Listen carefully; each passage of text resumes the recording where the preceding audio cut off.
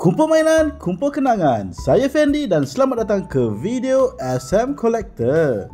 Baru-baru ni saya dan Abang Ashraf ada pergi ke kedai bundle untuk mencari toys ataupun kad-kad Pokemon One Piece ataupun Yu-Gi-Oh yang boleh kami beli dan juga unpack. Semasa dekat kedai tersebut, saya terleka melihat gantungan tuala yang pelbagai jenis design yang ada gambar-gambar anime dari Dragon Ball, One Piece, My Hero Academia dan banyak lagi. Kepada peminat anime, tuala design ini adalah salah satu koleksi yang perlu anda dapatkan selagi stok masih ada gitu. Alang-alang itu, marilah kita unpack kad Pokemon Stellar Crown dari siri Scarlet Violet. Gambar depan Scorch Bunny dalam bentuk Stellar Form. Ini adalah starter Pokemon dalam siri Sword and Shield kalau tak silap saya. Seperti biasa, tagline famous, gotta catch 'em all. Dan bila kita buka pack tersebut, QR code macam biasa untuk game Pokemon Trading Card Live.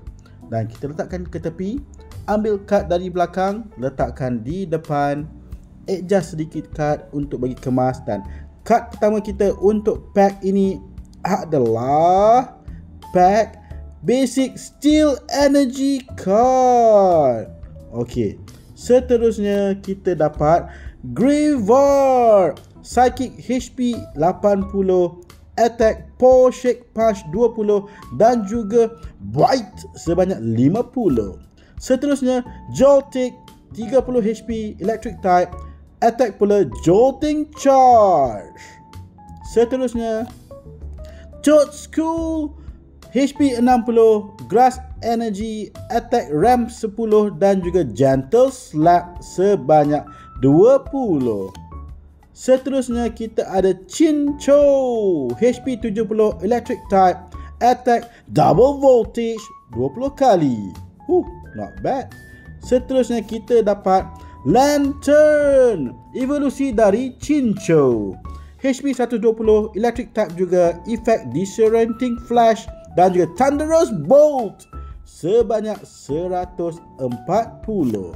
Seterusnya adalah Slowking evolusi dari Slowpoke HP 120 Psychic, Effect Sick Inspiration dan juga Super Cyborg 120. Seterusnya kad kita adalah Jirachi HP 80 Steel Type, Swelling Wish dan juga Attack Slap sebanyak 30. Ini adalah consider a legendary Pokemon. Seterusnya kita ada Reverse Holo Gossifleur Grass Type HP 60, Attack Double Spin 10 kali. Cantik dia punya Reverse Holo ni. Seterusnya kita ada Reverse Holo Luminion Evolve dari Finneon HP 110 Water Type, Attack Return 20 dan juga Razor Vein 70. Card rare kita hadir dengan Grimmsnarl Dark Type evolusi Molgram HP 170, Effect Good and Grab, Attack Knuckle Sandwich 160. Nampak ganas Pokemon ni. Alright, inilah kad-kad yang telah kita dapat dari siri Stellar Crown. So, sampai sini sajalah video kita kali ini. Jumpa next time.